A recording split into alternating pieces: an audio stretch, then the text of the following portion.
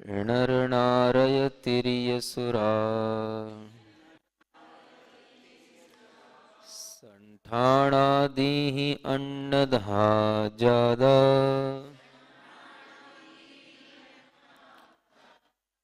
पज्जाया जीवाणम् उदयादिहीनामकं mass. गाथा का अन्वयार्थ अर्थ है नर माने मनुष्य, नारय माने नारकी, तिरिय बोलते हैं तिर्यंच को और सुर बोलते हैं देव को। मनुष्य, नारकी, तिर्यंच और देव संठान आदि ही अन्नहा ज्यादा, संस्थान आदि के द्वारा अन्नहा माने अन्य प्रकार से, भिन्न भिन्न प्रकार से, ज्यादा माने होते रहते हैं, उत्पन्न होते हैं। ये सब जब अन्य प्रकार से होते हैं तो इन्हीं को उसकी पज्जाया माने पर्याय कहा जाता है। ये पर्याय किसकी होती है? जीवाणम, जीवों की ये पर्याय होती हैं। उदयादि नाम कम्मस्स, किस कारण से जीवों की ये पर्याय होती हैं?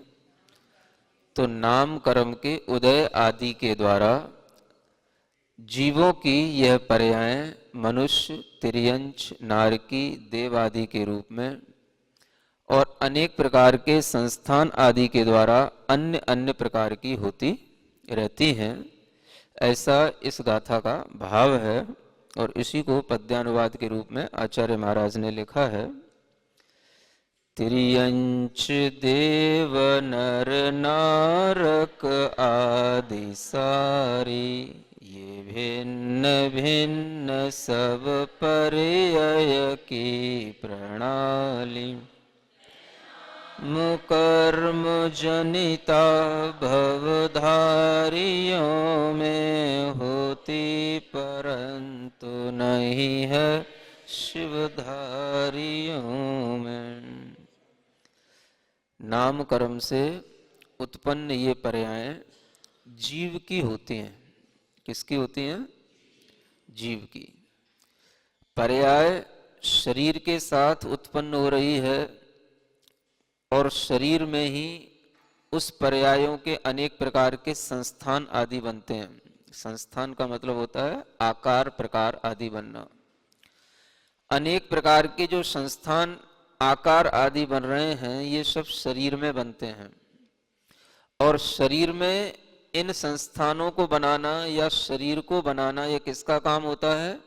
ये नाम कर्म का काम होता है। किसका काम होता है? ये नाम कर्म का।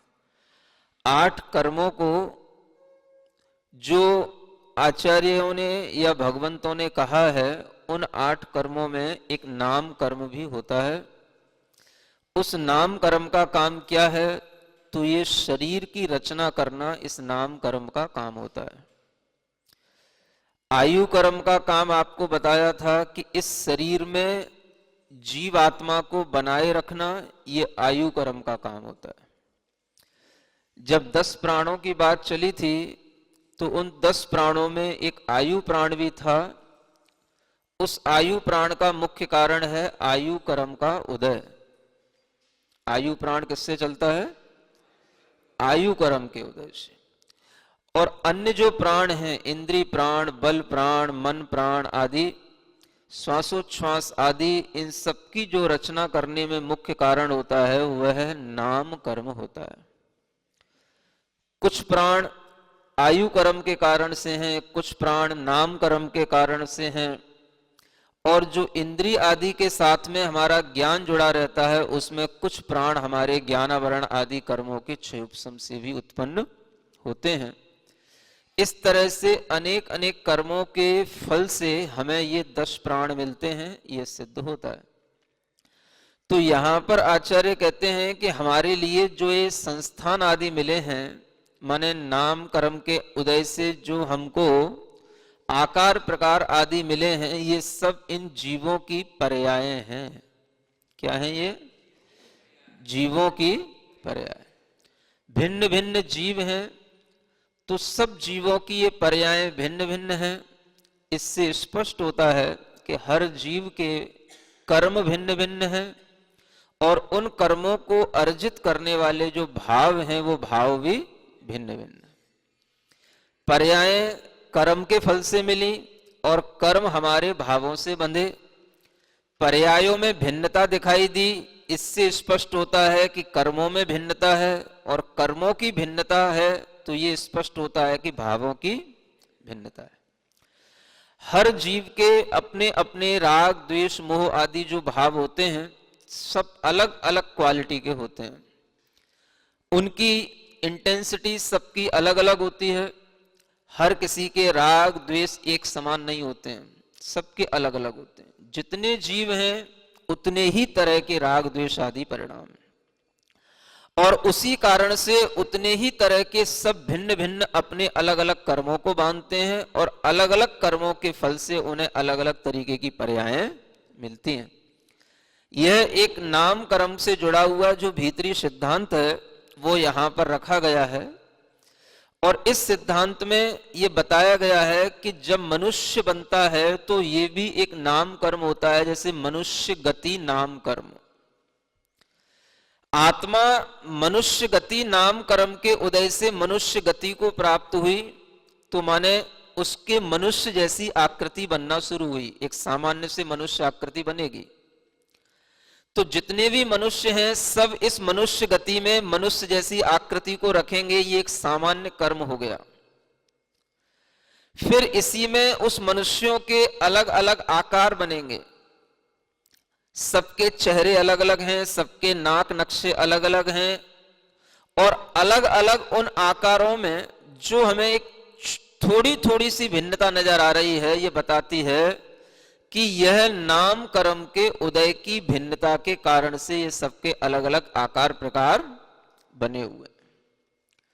सबके पास में दो आंखें हैं, नाक है, एक चेहरा है, समझ आ रहा है, वही मुंह है, ओठ है, कान है, सब है, लेकिन सबकी आकृतियां, सबके आकार प्रकार, सबका मेजरमेंट अगर किया जाएगा बारीकी से तो सबके डिफरेंट डिफरेंट मिलेंगे। क्या समझ आ रहा है? सबके डिफरेंट मिलेंगे, नाक की मोटाई और लंबाई भी सबकी अलग अलग मिलेगी, आंख की भी सबकी आकृति अलग अलग मिलेगी, चेहरे के भी जो है गोलाई सबकी अलग अलग मिलेगी। कितना ही हम शकल कोई बन जाए लेकिन उसमें भी अंतर रहता है, और पहचानने वाला उसको पहचान लेता है। हम उन आंखों की बात नहीं कर रहे हैं जो आंखें केवल ऊपरी ऊपरी चीजों को देख पाती हैं, हम उस ज्ञान की बात कर रहे हैं जिसके माध्यम से ये बारीकियां भी पकड़ी जाती हैं। तो जब ये बारीकियां हैं तभी तो पकड़ने में आती हैं। तो बारीकियां ये बताती हैं कि हमारे नाम कर्म के फल से जो हमको ये अलग अलग तरह के संस्थान, आकार प्रकार आदि मिलते हैं, ये सब भिन्न भिन्न होते हैं, सब जीवों के अलग अलग होते हैं। जैसा शरीर यह आत्मा बनाता चला जाता है, जैसा यह शरीर ढलता चला जाता है, वैसे ही आत्मा के प्रदेश भी उन्हीं आकार प्रकारों में भी घुसते चले जाते हैं। जन्म से तो आप इतने मोटे नहीं थे ना, पेट तो ये सब पेटी बाद में बनी है ना, नहीं समझ आ रहा। अब जब आत्मा के प्रदेश जन्म के समय पर उसी पेट में थे, पेटी बढ़ती गई तो क्या होगा?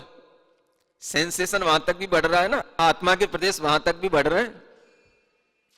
तो जितना जैसा आकार बनता चला जा रहा है शरीर का, मोटा पतला, समझ आ रहा है, गोल लंबा, उस सब आकारों में आत्मा उसी रूप में ढलती चली जा रही है। आत्मा के प्रदेश उसी रूप में बनते चले जा रहे हैं। इसी को कहते हैं कि हमारी आत्मा इन पर्यायों के साथ में उसी रूप में ढलती चली जाती है जिस रूप में ये शरीर की परिणति होती चली जाती है। शरीर की परिणति करा कौन रहा है? तो नाम कर्म करा रहा है। कर कौन रहा है? तो आत्मा कर रही है। जैसा हमने पहले कर्म का बंध किया, उसी के फल से हमको इस गति में आना मिला, इस गति में हमारा मनुष्य जन्म मिला, मनुष्य जन्म में जो सब आकृति इत्यादि बनती चली जाती हैं, ये सब हमारे अपने नाम कर्म के रचना, नाम कर्म के फल से उसकी रचना होती चली जाती है। और यह नाम कर्म आत्मा को कराता चला जाता है, आत्मा उसी रूप में करता चला जाएगा जैसा नाम कर्म कराएगा। और फिर जब रचना बनके तैयार हो जाएगी, तब आत्मा कहेगा हाँ ये मेरी रचना है, मैं ऐसा हूं। मेरी नाक चपटी क्यों रह गई? तुम चाइना में जन्म लिए थे ना, इसलिए तुम्हारी नाक चपटी हो गई। नहीं समझ आया? चाइना वालों की नाक कैसी होती है? चपटी होती है। सुनने में आता है कि उन लोगों ने भी अपनी नाक के जीन्स को बदल बदल करके इतनी प्रैक्टिस कर ली है कि अब वहां के लोगों की भी नाक जो है चपटी नहीं होती, अच्छी होने लगी है। ये कैसे कर लिया उन्होंने? प्रैक्टिस कर करके। किसकी प्रैक्टिस करके?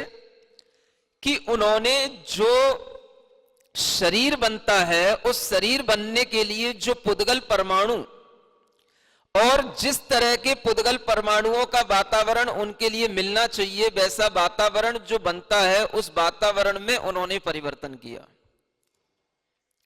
और जब वातावरण में परिवर्तन धीरे धीरे होने लग जाता है, तो जिस प्रकार की स्थान पर, जिस प्रकार के देश में, जिस प्रकार के काल में, जिस प्रकार के क्षेत्र में वह आत्मा जन्म लेता है, वह उसी के अनुरूप अपने उन पुद्गल पर अणुओं को, स्कंदों को धारण करके और वैसा ही बनता चला जाता है।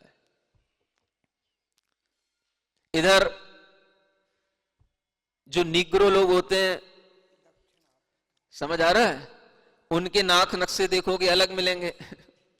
चाइना के लोग हैं, इनके नाक नक्शे देखो अलग मिलेंगे।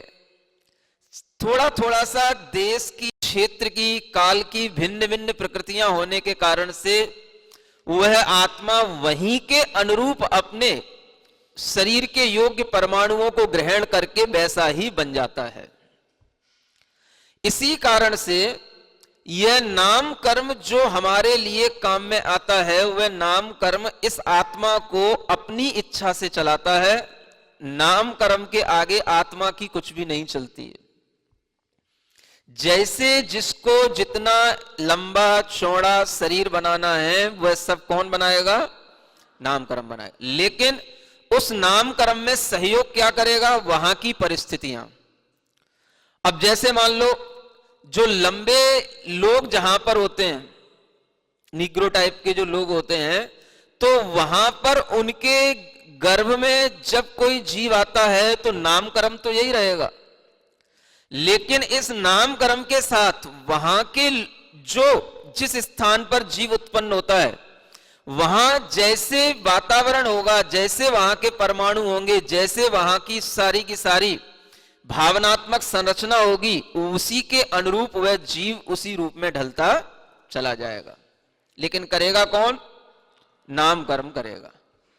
बाहरी चीजें थोड़ी बहुत देश प्रदेश के अनुसार बदल जाती हैं, बदलेंगी, क्योंकि उसके अनुरूप ही वह कर्म अपना फल देता है। इसलिए कहा गया है, कभी भी कर्म फल देता है तो द्रव्य, क्षेत्र, काल, भाव के अनुरूप ही फल देता है। यह भी कहा गया है। जैसा क्षेत्र होगा, जहां काले रंग के लोग होते हैं, तो वहां पे कोई भी जीव जाएगा तो वो काले रंग का ही उत्पन्न होगा, उसके शरीर का रंग काला हो। जहां पर गोरे रंग के लोग होते हैं, वहां पर कोई भी जीव जाएगा, वहां पर गोरा जैसा होगा। और जहां समशीतोष्ण जैसा रहता है, वहां पर सब तरीके के होते रहते हैं।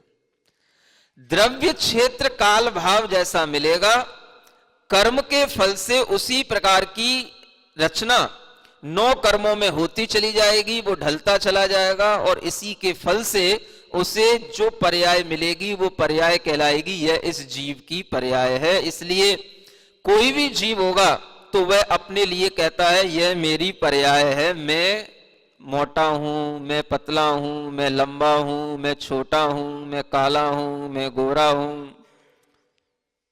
मैं कौन? मैं जीव आत्मा। ये जीवात्मा की पर्याय है। तो आचार्य कहते हैं इसे जीवात्मा की पर्याय भी जानो और ये भी जानो कि ये पर्याय बनी किससे है। भीतर की केमिस्ट्री भी समझो कि ये पर्याय बनी कैसे है। तो इसके अंतरंग में जो सबसे सूक्ष्म परिणति है वो ये है, नाम कर्म के कारण से ये पर्यायें बनती हैं। किसके कारण से? नाम कर्म के कारण से। अन्य अन्य जो भी जैन दर्शन के अलावा अन्य दर्शन हैं, उनमें भी आप देखोगे कि बाहरी सिद्धांत और बहुत कुछ भीतरी सिद्धांत भी एक जैसे मिलेंगे आपको। चार गतियों के बारे में जो यहां लिखा हुआ है, मनुष्य, तिर्यंच, देव और नार की, जितना भी हिंदू दर्शन है, जिसे हम वेदांत दर्शन कहते हैं या गीता इत्यादि के माध्यम से जो दर्शन बना है, इनमें भी ये चार गतियों का वर्णन आपको मिलेगा। कोई भी आप हिंदू पुराण पढ़ेंगे उनमें भी आपको चार गतियों का वर्णन मिल जाएगा। सुन रहे हो? बहुत चीजें बिल्कुल कॉमन है। और वहां पर थोड़ी सी सैद्धांतिक बातें अलग अलग हो सकती हैं, हो जाती हैं। भीतरी बातें जो सैद्धांतिक हैं वो लगभग एक जैसी रहती हैं। जैसे हम कहते हैं आत्मा कैसा है? चैतन्य है। वो भी कहते हैं आत्मा चैतन्य है। हम कहते हैं आत्मा शाश्वत है, अविनाशी है। वो भी कहते हैं आत्मा शाश्वत है, अविनाशी है। समझ आ रहा है? हम कहते हैं शरीर जड़ है, वो भी कहते हैं हां शरीर जड़ है। हम कहते हैं इस शरीर की प्रकृति अचेतन है, वो भी कहते हैं हां इस शरीर की प्रकृति अचेतन है, जड़ है। और इस जड़ प्रकृति के कारण से उस चैतन्य आत्मा के अंदर जो राग, द्वेष, मोह आदि विकार उत्पन्न होते हैं, तो वो भी यही कहते हैं कि ये भी इसी तरह से राग, द्वेष, मोह आदि विकार होते हैं। यही शब्दावली है पूरी। आप पूरे हिंदू दर्शन में देखेंगे, उपनिषदों को उठाएं, चाहे वेदांत दर्शन, चाहे गीता का दर्शन, यही फिलॉसफी है। और जो हम कहते हैं कि हमारे अंदर ये राग, द्वेष, मोह क्यों उत्पन्न होते हैं, तो जो हम इस जड़ प्रकृति को देख करके उसे हम राग, द्वेष, मोह के साथ में अपना इष्ट अनिष्ट मान लेते हैं, तो यही हमारे लिए अज्ञान होता है। इसी को अविद्या कहा गया है। तो सब जगह इसी को इसी अविद्या और अज्ञान के रूप में कहा गया है। इसी का नाम क्या है? अज्ञान, अविद्या। क्या मान लेना? जड़ को राग के साथ में अपना मान लेना, द्वेष के साथ में उससे घृणा करना।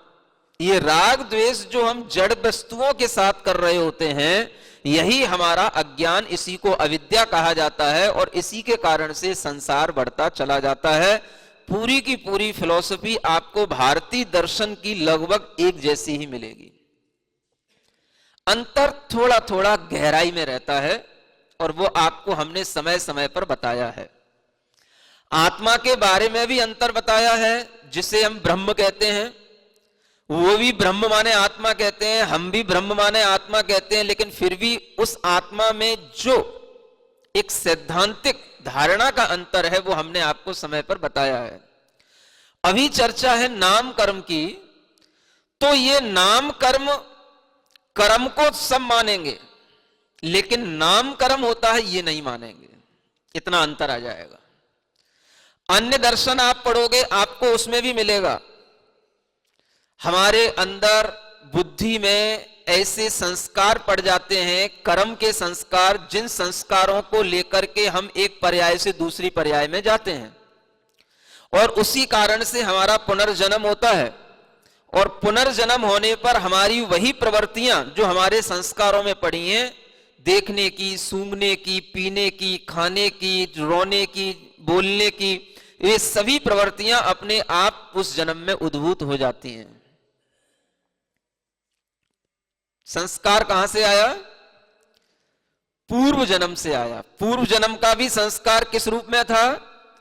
तो उसको भी कर्म संस्कार के रूप में ही कहा। कैसा संस्कार है? वो भी कर्म का संस्कार है। और यही यहां पर कहा जा रहा है कि यह कर्म का ही संस्कार है, जो कर्म के उदय के कारण से आपको ये फल मिल रहा है। अंतर क्या पड़ेगा? 8 कर्मों का विभाजन आपको दुनिया की किसी फिलॉसफी में नहीं मिलेगा, लेकिन यहां पर हर एक कर्म के फल से हर एक तरह की उपलब्धि आपको बताई जाएगी। ये अलग अलग कर्मों का फल है। वहां पर सामान्य से केवल कर्म संस्कार कह करके छोड़ दिया जाता है। पुनर्जन्म होता है, दुनिया का हर दर्शन मानता है, एक आध नास्तिकों को छोड़ करके, जिसे चारवाक दर्शन कहा जाता है। और पश्चिमी देशों में मार्क्सवाद चलता है, वो भी एक इसी तरीके का नास्तिक दर्शन है। उनको छोड़ करके बाकी सभी पुनर्जन्म को मानते हैं, एक मत से मानते हैं। और उस पुनर्जन्म का कारण भी क्या है, तो सभी आपको सब अध्यात्म ग्रंथों में सभी जगह यही लिखा मिलेगा, जड़ प्रकृति के साथ में राग द्वेष मोह करने से, अज्ञान के कारण से कर्म संस्कार जो हमारी आत्मा में पड़ जाते हैं, वही संस्कार हमें अगले जन्म में पुनर्जन्म के लिए कारण बन जाते हैं। यही सिद्धांत है। कुल मिलाकर के प्रकृति जो जड़ रूप है, वहां क्या कहा जाता है, दो चीजें हैं, एक जड़ प्रकृति और एक पुरुष। पुरुष माने आत्मा और जड़ प्रकृति माने जितना भी ये भौतिक शरीर आदि हमें जो दिखाई देता है वो जड़ प्रकृति कहा जाता है, जो पंच महाभूतों से बना है, ऐसा कहते हैं। पृथ्वी, जल, अग्नि, वायु और आकाश, ये पंच महाभूत माने जाते हैं अन्य दर्शन में। और उन्हीं से जो है मिलकर के पंचभूतात्मक शरीर बना है। इसलिए इस पंचभूतात्मक शरीर का स्वभाव अलग है और जो आत्मा है उसका स्वभाव अलग है। यह भी कहा जाता है कि अगर ये नर नारक आदि पर्याय हैं, जो ये 4 पर्याय हैं, चारों पर्याय मिलती हैं, तो आपको ये चीजें गीता आदि में भी लिखी हुई मिलेंगी कि जो हमारी ये प्रकृति है, जड़ प्रकृति, इसमें 3 प्रकार के गुण होते हैं, एक सत्वगुण, रजोगुण, तमोगुण। और इन्हीं गुणों के फल से हमें यह नर नारक आदि पर्याय मिलती हैं। सत्वगुण माने एक अच्छा गुण माना जाता है। सत्वगुण रूप प्रकृति का फल मिलेगा तो उससे आपको देव पर्याय मिलेगी। जब रजोगुण की बात आएगी तो रजोगुण के फल से रजोगुण रूप ये मनुष्य पर्याय मिलेगी आपको। और तमोगुण रूप ये निम्न पर्याय जो पशु पर्याय हैं, नारकी पर्याय हैं, ये तमोगुण के फल रूप हैं। विभाजन सब जगह लगभग एक जैसा है। कार्य जो घटित हो रहा है उसके लिए लोगों ने अपने अपने दिमाग लगाए हैं और अपने अपने तरीके से व्यवस्थाएं सैद्धांतिक रूप में बनाई हैं। लेकिन फिर भी जो भीतरी व्यवस्था है, वो जो भीतरी व्यवस्था जो हमारे ज्ञान से परे होती है, जो हमारी दृष्टि में नहीं आती है, उस व्यवस्था तक कोई पहुंच नहीं पाया। और उस व्यवस्था तक जो पहुंचने की बात है वो हमें यहां बताई जा रही है। कर्म संस्कार की बात हर कोई करेगा, हर किसी शास्त्र में आपको मिलेगा। ज्ञान, बुद्धि, ये सब हमारे मन के माध्यम से कर्म के संस्कारों से जब घिर जाते हैं तो यही अगले जन्म में हमारे लिए उन्हीं संस्कारों के कारण से अलग अलग तरह के ज्ञान की उत्पत्ति में कारण भी बन जाते हैं। अब संस्कार थे पिछले जन्म के, तभी तो अगले जन्म में जाकर के उस आत्मा ने उसी तरह से अपना ज्ञान प्रकट कर लिया। तो वह संस्कारों का आदान प्रदान चल रहा है, संस्कारों की जो लिंक बनी हुई है, वह कर्म संस्कार कहां रहते हैं, तो कहीं कहा जाएगा वो चित्त में रहते हैं, मन में रहते हैं। और यहां कहा जाएगा वो कर्म संस्कार आत्मा में रहते हैं। भीतरी बात पर जाकर के थोड़ा सा अंतर पड़ेगा और उसी अंतर से ये अलग अलग दर्शन तैयार हो जाते हैं। लेकिन ऊपरी बात में सब एक मत है, पुनर्जन्म होता है, सब कहेंगे यहां पुनर्जन्म होता है। शरीर छूटता है, नई शरीर की प्राप्ति होती है, कहा जाएगा हां छूटता है। गीता में भी लिखा है, वासांसी जीर्णानि विहाय देहि नवानि गृह्णान्ति पराणि। वह जैसे कि कोई पुराने वस्त्र को छोड़ करके नवीन वस्त्र को धारण कर लेता है, ऐसे ही देही माने देह में रहने वाला आत्मा पुराने शरीर को छोड़ करके नए शरीर को धारण कर लेता है। आत्मा वही है, शरीर नया हो गया। वही यहां कहा जा रहा है, द्रव्य वही है, पर्याय बदल जाती है। आत्मा द्रव्य के रूप में है, आत्मा शाश्वत है, आत्मा नित्य है, और हमारी पर्यायें बदलती रहती हैं। और ये पर्यायें जो चार गतियों के रूप में हैं, चार प्रकार की पर्यायें हैं। ये चार प्रकार की पर्यायें हमारी जो मनुष्य, तिर्यंच, पशु, नारकी और देव के रूप में आती हैं, यही चार प्रकार की पर्यायें आपको सब दर्शनों में लिखी हुई मिलेंगी। पुनर्जन्म हर कोई मानता है। ये बात अलग है कि अब आप लोगों में भी इस बात की धारणा नहीं बनती हो कि पुनर्जन्म होता है। अब आपके संस्कार, आपके जो, जिसे आज की साइंस के अनुसार जीन्स कहते हैं, जीन्स के संस्कार, समझ आ रहा है? अब ऐसे नहीं रहे कि आपके बच्चों में आपके ज्ञान के संस्कार आपके गर्भ से पहुंच जाएं।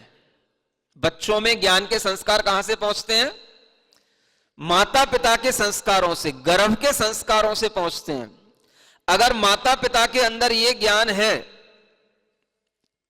कि आत्मा का पुनर्जन्म नहीं होता, कोई देव आदि गतियां नहीं होती, तो ये ज्ञान के संस्कार उस गर्भ से जिससे शरीर बनता है, उस आत्मा के अंदर भी पहुंच जाते हैं। और वही आत्मा फिर कहती है कि नहीं, कोई भी ज्ञान का संस्कार काम नहीं करता और कोई भी पुनर्जन्म इत्यादि नहीं होता।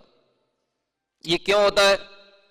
क्योंकि जिसने पिछले जन्म में ऐसा माना, वही मर करके जब आपकी योनि में उत्पन्न हुआ, तो वह पुनः इसी बात को दोहराएगा कि हां ऐसा नहीं होता। पहले क्या होता था? हर कोई व्यक्ति ये मानता था यह लोक और परलोक दोनों होते हैं, देव आदि गतियां भी होती हैं। लेकिन आज आपके ही दिमाग में नहीं रही तो आप अपने बच्चों से पूछना, आपके बच्चे भी नास्तिक मिलेंगे। वो कहेंगे कहां होता है कोई नरक गति, किसने देखा नारकी, कौन होती है देव गति, कहां होते हैं देव? आपके बच्चे भी आपको नास्तिक मिलेंगे। उन बच्चों में भी जो संस्कार है दोनों तरीके का है। एक तो उनका ही खुद का पूर्व जन्म का संस्कार है, जो वो उसी नास्तिक पने से आकर के जन्म लिए, इस कारण से वो नास्तिक हैं। और उसमें प्लस सहयोग है आपका भी, कि आपके लिए भी इसी प्रकार के संस्कार हैं, तो उसी प्रकार के संस्कार उनके अंदर बने रहते हैं और वही जो है और ज्यादा दृढ़ होते चले जाते हैं। पुनर्जन्म को भी आज का बेटा बेटी पढ़े लिखे लोग मानते नहीं है। पुनर्जन्म को भी समझ आ रहा है? अपने बच्चों से कभी पूछ के देखना कि बेटा तेरा जन्म हुआ है तो कहां से हुआ और कहां जाएगा। वो जन्म आगे का होता भी है कि नहीं भी होता है, तो वो कहेगा ऐसा कुछ नहीं होता है। पूछ के देखना। पुनर्जन्म की भी सिद्धि हो चुकी है। समय समय पर न्यूज़पेपर में भी कई बार अलग अलग तरीके की न्यूज़ें आती हैं। अगर आप कभी ढंग से देखें, आप उन न्यूज को कलेक्ट करें, तो आपको पता पड़ेगा कि कई बार इससे सिद्धि होती है कि पुनर्जन्म होता है। लोग आज भी पिछले जन्म की यादें रखते हैं। समझ आ रहा है? आप में से किसी को याद है? नहीं है? नहीं, पूछ ले रहा हूं। अगर हो तो फिर तो मतलब एग्जाम्पल सामने ही है, इसलिए पूछ रहा हूं। टीवी के ऊपर तो सब दिखाते हैं, न्यूज चैनल पर सब चलते हैं, लेकिन आपके विश्वास में वो चीज कहां आती है? समझ आ रहा है? वो मैं भी सुनता हूं, पढ़ता हूं, लेकिन मैं आपको बता रहा हूं कि ये पुनर्जन्म होता है, इस बात को जानने वाले लोग आज भी हैं। और किसी किसी के लिए ये स्मृति उभर के आती है, सबके लिए नहीं आती है। इसे आचार्यों ने क्या कहा है? स्मृति ज्ञान कहा है और धारणा ज्ञान कहा है।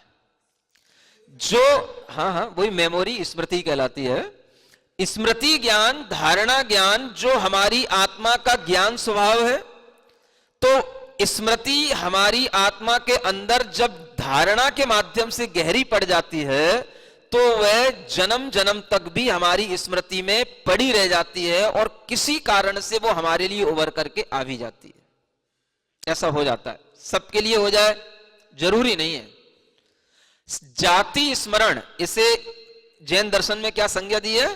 जाति स्मरण। जाति माने होता है जन्म, जन्म के स्मरण को जाति स्मरण कहा जाता है और ये हो जाता है। हमें उज्जैन में एक व्यक्ति मिला था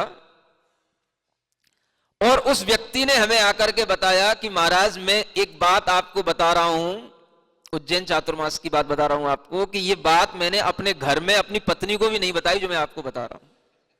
हाँ, कैसे बता सकता है? क्योंकि वो उसको समझने वाली हो जब ना। वो कहता है कि महाराज जब मैं एक बार साइकिल से जो है एक स्थान से दूसरे स्थान पर जा रहा था तो उस समय पर रास्ते में एक खेत मिला और उस खेत में वो जैसे ही हम उस पास से गुजरे तो हमारे लिए उसी समय पर वह जाति स्मरण हो गया। मुझे पूर्व जन्म की स्मृति आ गई। मैं पिछली पर्याय में हाथी था इसी स्थान पर और हाथी के रूप में मैं वहां से मरा। मुझे बिल्कुल स्मृति आ गई और मेरा जो है इस घर में आकर के जन्म हुआ। मैंने बाद में पूछा कि यहां पर उस स्थान पर जाकर के कि वहां पर कभी हाथी रहता था। हाथी को पालने वाले व्यक्ति से पूछा और वह हाथी की जानकारी मिली। हाथी यहां पर मरण को प्राप्त हुआ वह भी मिला। जो डेट थी उसको हमने मिलाई और 9 महीने के बाद की अपने जन्म की डेट मिलाई। सब कुछ महाराज वही मिली है, मैं आपको बता रहा हूं। समझ आ रहा है? वो जैन है व्यक्ति, उसने किसी को नहीं बताया। ऐसी घटना बताती है। अब वो कहता है कि महाराज मैं ये बात अगर अपनी पत्नी को बताऊं, बेटे को बताऊं तो हंसेंगे और कुछ हमारे ऊपर विश्वास नहीं करेंगे। समझ आ रहा है? तो वो कहता है कि महाराज अब अपनी इस स्मृति के कारण से मुझे इतना अपने भीतर से इतना वैराग्य भाव रहता है कि मुझे कुछ भी जो मैं धन कमाता हूं इसके प्रति कोई आसक्ति नहीं रहती है। मेरा भाव रहता है सब दान पुण्य करते जाऊं, नहीं तो कहीं फिर ऐसा ना हो कि मेरी फिर कोई गति ये हाथी आती ऐसी पर्याय में हो जाए। समझ आ रहा है? इतना उसके भीतर भाव बना रहता है। उसने कहा कि आप बताओ महाराज किस तरीके से हमें दान पुण्य करना चाहिए ताकि हमारी अब ये गति अच्छी हो। ऐसी घटनाएं आपको और भी मिलेंगी। मैंने बचपन में भी जिस शहर में मैं रहता था उस शहर में भी एक बच्चे को देखा था और उस बच्चे के पास में भीड़ लग गई थी जब उसने बताया कि मैं जो सिरसागंज में उसका जन्म हुआ था, उसने बताया कि मैं कानपुर में इस परिवार में इस तरह से रहता था, ये मेरे पिता थे, ये मेरी मां थी। 4 साल का बच्चा था। समझ आ रहा है? और वहां के लोगों ने फिर वैसा ही जाकर के उस स्थान पे देखा कैसे मरण हुआ, वो भी बताया कि मेरा एक्सीडेंट में मरण हुआ, वो भी उसको याद था और बिल्कुल वैसा का वैसा ही मिला। वहां भीड़ लग गई थी लोगों की। उस समय पर भी पत्रकारिता और उस समय सब चीजें आ गई थी। ये घटनाएं समय समय पर होती रहती हैं। आप कभी गौर से देखें तो आपको लगेगा कि हां, इससे भी हमारे अंदर एक विश्वास आता है कि ये आत्मा कोई नई चीज नहीं है। आत्मा इसी तरह से अनादि काल से इन पर्यायों को धारण करती रहती है। ये जन्म, ये मरण कोई बहुत बड़ी चीजें नहीं है। क्षण क्षण में ये सब होते रहते हैं। जाति स्मरण होने का बेस तो इतना ही है कि उनका जो स्मृति ज्ञान है वो कुछ डिफरेंट टाइप का हो जाता है, जिसके कारण से उन्हें कुछ ऐसा वातावरण बाहरी मिले तो वो उभर करके आ जाता है। जैसे आपने कई न्यूज सुनी होंगी, 4 साल का बच्चा, 6 साल का बच्चा इतनी 3-3, 4-4 तरह की लैंग्वेज एक साथ बोलता है। अंग्रेजी, गुजराती, हिंदी, संस्कृत, 4-4 तरह की लैंग्वेज बोलता है। कई बार ऐसी बातें आ जाती हैं। कंप्यूटर खुद चलाने लग जाता है, उसको कभी बताया नहीं कंप्यूटर कैसा होता है। कैलकुलेटर की तरह अपनी सब तरीके की मैथमेटिक्स खुद अपने दिमाग से करने लग जाता है। कितनी बड़ी बड़ी उसको जो है गिनतियां बता दो, कुछ भी बता दो, वो सब जो है जोड़ बाकी गुणा भाग सब कर लेगा। अभी उसको समझा नहीं पाए घर के लोग, गिनती 100 तक याद नहीं करा पाए और उसको सब पहले से ही उसके दिमाग में कैलकुलेटर फिट है। तो लोग इसको क्या करते हैं, उसका ब्रेन इस टाइप का है, उसका माइंड इस टाइप का है, ये उसकी ब्रेन की पोटेंसी, ये यहां से ये नस खुल गई, ये चालू हो गया, इस बातों में उलझे रहते हैं। उसके भीतर जो आत्मा है, आत्मा का जो ज्ञान स्वभाव है, आचार्यों ने कहा मति, स्मृति, संज्ञा, चिंता, अविनिबोध या अवग्रह या अवाय धारणा, ये ज्ञान के अनेक भेद बताए। तो इनके माध्यम से वह जो धारणा नाम का मति ज्ञान होता है, वह धारणा मतलब उसी के अंदर उसका एक धारण कर लिया उसने, उसको गहराई से लंबे समय तक के लिए, और वही स्मृति के रूप में उभर करके आ जाता है, उसको स्मृति ज्ञान कहा गया है। तो इसके माध्यम से ये सब चीजें उसकी जानकारी में आ जाती हैं। लेकिन जिनको आत्मा की नॉलेज नहीं, वो केवल माइंड और ब्रेन तक ही रह जाते हैं। माइंड वाला कहेगा, वो अनकॉन्शियस माइंड में संस्कार पड़े रहते हैं, वहां से उभर के आ जाते हैं। ब्रेन को जानने वाला होगा, वो कहेगा कि ब्रेन में जो है ये लेफ्ट और राइट, ये हिप्पोकैम्पस होते हैं, ये अलग अलग तरीके से बिहेव करते हैं, और इनमें से जब इस तरीके का एंजाइम्स वहां पर जो है पैदा हो जाता है, तो ऐसा दिमाग काम करने लग जाता है। वो अपनी इस तरीके की फिलॉसफी बनाएंगे। समझ आ रहा है? तो अभी पिछली बात तो कर ले। ये क्या कहलाया? ये जाति स्मरण ज्ञान कहलाया। ऐसी कई घटनाएं होती हैं। एक घटना पड़ी, ये रोहतक के पास एक गांव की घटना थी। वहां पर एक बच्ची का जन्म हुआ। 4 साल के बाद उस बच्ची ने बताया कि मैं पानीपत में टीचर थी। पानीपत में पहले मैं क्या थी, उसको 2 जन्म पहले का ज्ञान हुआ कि पहले मैं पानीपत में टीचर थी। टीचर से मरण करके मुझे एक गाय की पर्याय मिली, और गाय की पर्याय के बाद में मैं ये स्त्री की पर्याय यहां पे आई हूं। उसको 2 जन्म पहले का ज्ञान भी मिला। समझ आ रहा है?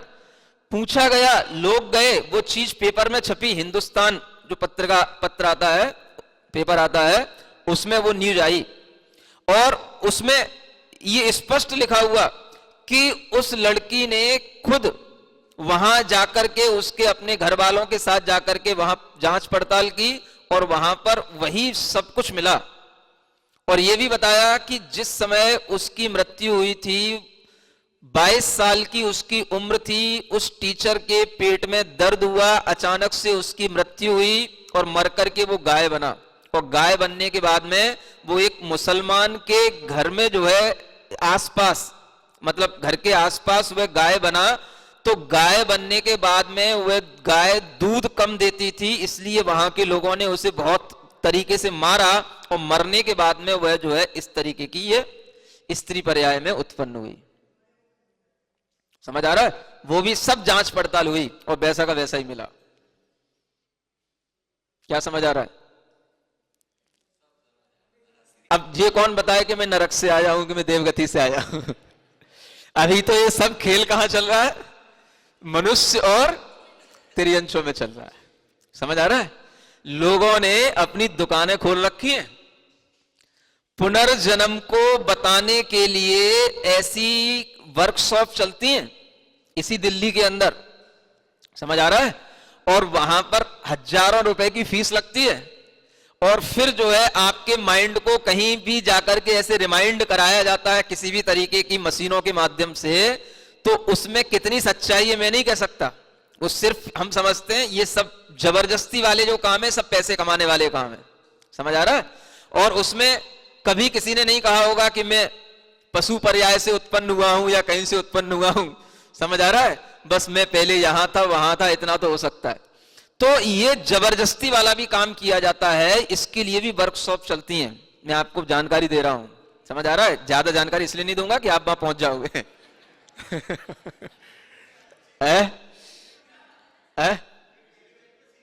हाँ, सीरियल भी आया है।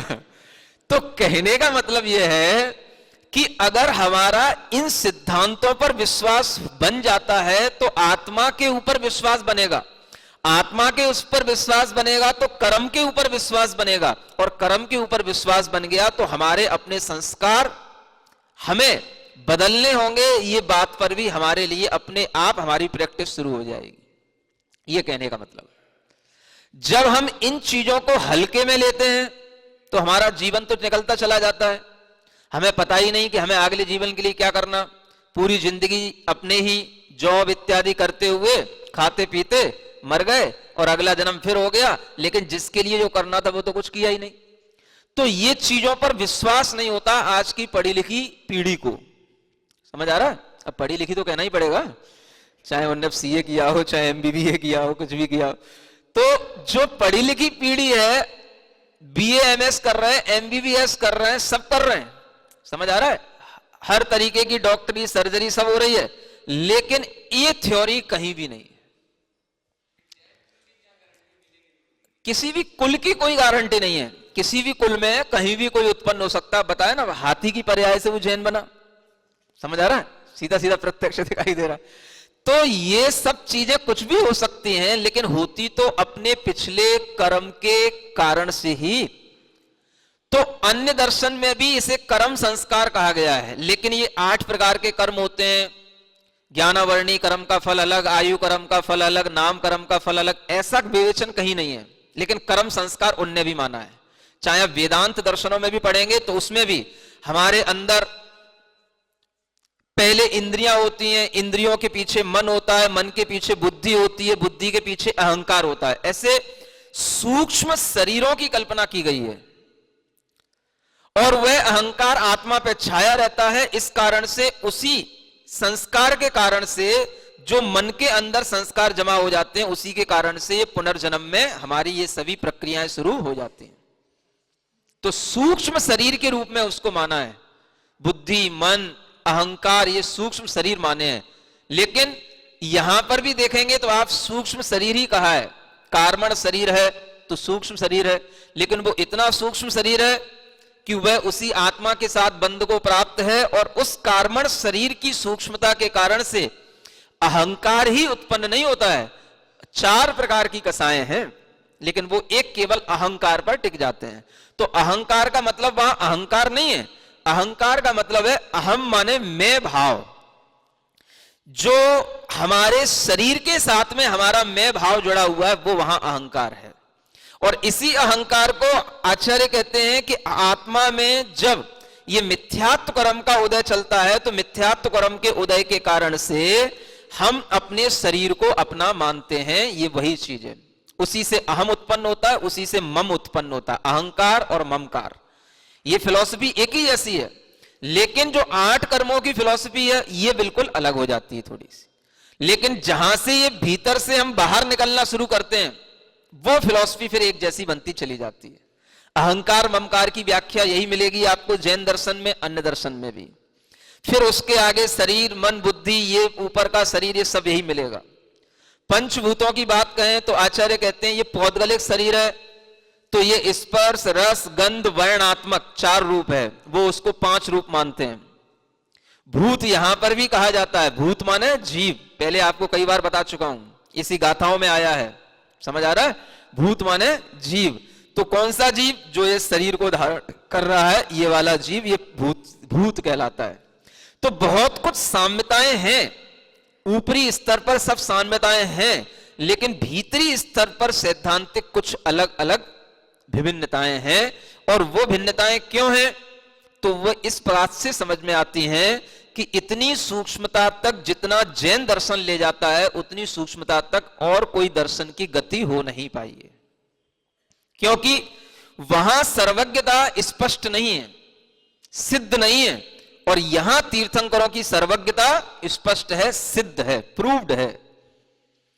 कर्म माने हैं, कर्म के संस्कार माने हैं, लेकिन उन कर्मों के नाश के क्या तरीके, कितने कर्म के नाश, कैसे कर्मों का बंध, वो कर्म क्या चीज है, कर्म कहां बंध रहे हैं, कर्म पौद्गलिक है तो कौन से पुद्गल हैं, ये सब तरीके की जानकारी जो जैन दर्शन के अंदर है, वो अन्यत्र नहीं है।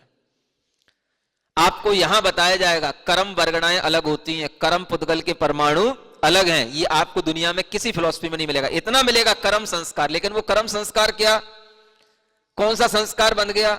एक तरफ तो कहोगे आप ब्रह्म चैतन्य आत्मा शुद्ध है, और वही चैतन्य आत्मा मन से बंध रहा है, तो उनके संस्कार मन में रहते हैं। चैतन्य तो बंधा ही नहीं है, चैतन्य तो शुद्ध है। भीतरी स्तर पर बहुत ज्यादा अंतर आ जाते हैं, और इसीलिए ये सब दर्शन अलग अलग हो गए। बाहरी स्तर पर आपको सब जगह यही मिलेगा, यहां तक कि पतंजलि का जो योग शास्त्र है, उसमें भी आपको यही सब मिलेगा। अपने संस्कारों को नाश करना, अविद्या, अज्ञान, अस्मिता, समझ आ रहा है? 5 प्रकार के वो वहां पर संस्कार बताए हैं अज्ञान के, उन सबको नाश करने से हमें कैवल्य की प्राप्ति होती है। यही शब्द है, कैवल्य की प्राप्ति होती है, मोक्ष की प्राप्ति होती है। मोक्ष में क्या होता है? तो आत्मा अपने ही ज्ञान स्वभाव में ही लीन हो जाता है। यह भी सिद्धांत यही है। क्या समझ आ रहा है? मन को अपनी आत्मा में विलीन करना, इंद्रियों से हटाना, मन को जीतना, सब सिद्धांत यही है। चाहे गीता पढ़ लो, चाहे जैन दर्शन पढ़ लो, चाहे कोई भी भारतीय दर्शन उठा करके पढ़ लो, लेकिन अंतर गहरा है और वो गहराई में जाकर के प्रतीत होता है। समझ आ रहा है? ऊपरी स्तर पर सब चीजें आपको एक जैसी मिलेंगी। शरीर छूटना, शरीर बनना, शरीर के अंदर ये सब प्रक्रियाएं होना, ये सब संस्कारों के माध्यम से जो चल रहा है, ये बाहरी चीजें जो सभी ऋषियों मुनियों के ज्ञान में आई, सबने देखी, तो उनको अपने अपने ढंग से उन्होंने थोड़ी सी टर्मिनोलॉजी अलग अलग करके व्याख्यायित किया, लेकिन वो सब चीजें हमें बताती हैं ये सिद्ध है कि पुनर्जन्म होता है, पुनः मरण होता है। समझ आ रहा है? वेदांतों में भी शंकराचार्य हुए, उन्होंने भी पुनरपि जननम पुनरपि मरणम पुनरपि जननी जठरे जननम, समझ आ रहा है? ऐसी कविता बनाई है उसमें संस्कृत में, पुनरपि जननम पुनरपि मरणम पुनरपि जननी जठरे मरणम है। शिव भगवान से उनने प्रार्थना की, पाही मुरारी, मतलब मेरी रक्षा करो हे भगवान, मेरी रक्षा करो। तो ये सब चीजें एक जैसी हैं। समझ आ रहा है? आप जिनेंद्र भगवान से कहोगे भगवान मेरी रक्षा करो, वो अपने कृष्ण भगवान से, शंकर भगवान से कहेंगे मेरी रक्षा करो, लेकिन है सब चीज वही।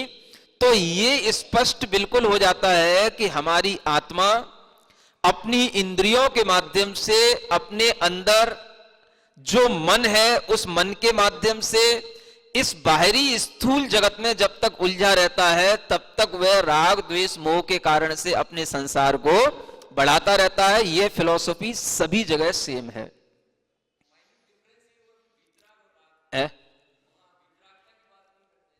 देखो, शब्दावली अलग हो सकती है, वीतराग कहो या कुछ कहो, लेकिन बात तो वही है। राग द्वेष मोह को समाप्त करने की बात वो भी कहते हैं, है ना?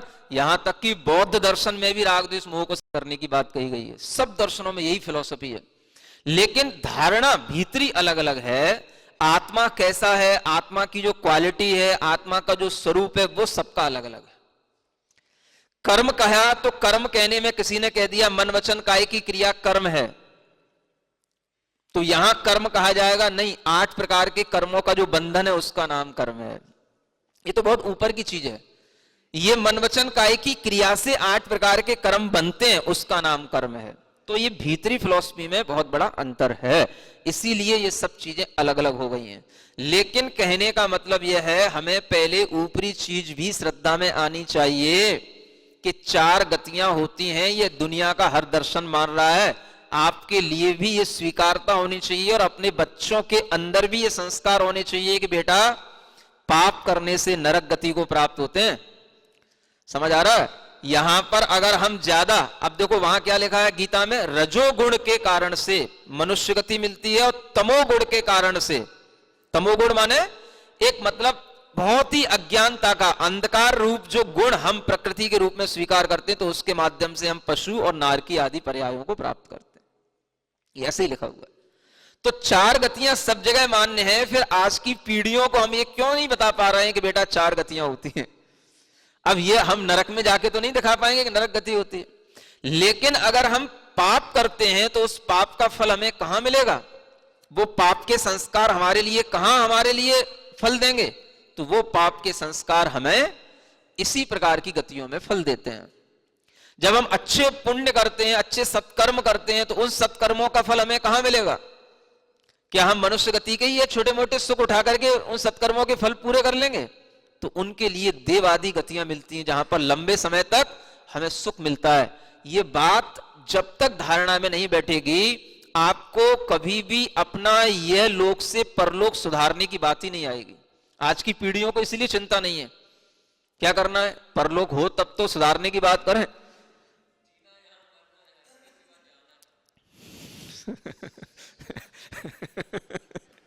देखो, जीना यहाँ, मरना यहाँ, इसके सिवा जाना कहाँ, ये तो सब जानते हैं। लेकिन वह जीना यहाँ का मतलब क्या? अपने घर में है? जीना यहाँ का मतलब इसी लोक में सबको जीना है। जो 3 लोक है यहीं पर सब लोग जी रहे हैं, यहीं पर सब लोग मर रहे हैं, इसके सिवा कहां जाएंगे? लोक के बाहर तो कहीं कोई नहीं जा सकता है। सिद्ध भगवान भी लोक के बाहर नहीं है। जीना यहां, मरना यहां, इसके सिवा जाना कहां? ये बात तो हम भी जान रहे हैं। आप अपने तरीके से कह रहे हो, जान रहे हो, हम अपने तरीके से जान रहे हैं। नहीं समझ आ रहा है? हम भी सब यहीं पे तो जी रहे हैं। आज भी सिद्ध भगवान हैं, जो तीर्थंकर शुद्ध आत्माएं हैं, वो भी तो इसी लोक में जी रही हैं। तो जीना यहां, मरना यहां, सब यहीं पे मरे हैं, यहीं पे जिए हैं। समझ आ रहा है? सब यही कह रहे हैं। तो ये भी तो जानना है कि आखिर अगर हम यहां पर जी रहे हैं तो यहां से जीने के बाद जब मरण करेंगे तो वह मरण किस तरीके का होगा, और उस मरण के उपरांत हमारी जो पुनः जन्म मिलेगा वो कैसा मिलना चाहिए। इसकी अगर हम पहले से सोच विचार और उसके अनुरूप अपनी धारणा नहीं बनाते हैं तो हमारे लिए कभी भी धर्म और सत् कार्य करने में मन नहीं लगेगा। परलोक को स्वीकार करने से ही धर्म और सत्कार्य करने में मन लगने लग जाता है। ये सबसे बड़ी बात बताई जा रही है। और आज का प्राणी परलोक को नहीं स्वीकार रहा है, इसीलिए उसका धर्म कर्म करने में मन नहीं लग रहा है। जो कर रहे हैं सब ठीक है, बस चल रहा है। समझ आ रहा है? हाँ, तो ये स्वीकार करो, इहलोक और परलोक। तब आपको परलोक में क्या है, तो ये चारों गतियां इसी परलोक से ही जुड़ी हुई हैं। 4 गतियों के अलावा और कोई 5वीं जगह है ही नहीं। इसलिए जीना यहां इन्हीं 4 गतियों में जीना है, और इन्हीं 4 गतियों में, इसके सिवा जाओगे कहां? अब बताओ।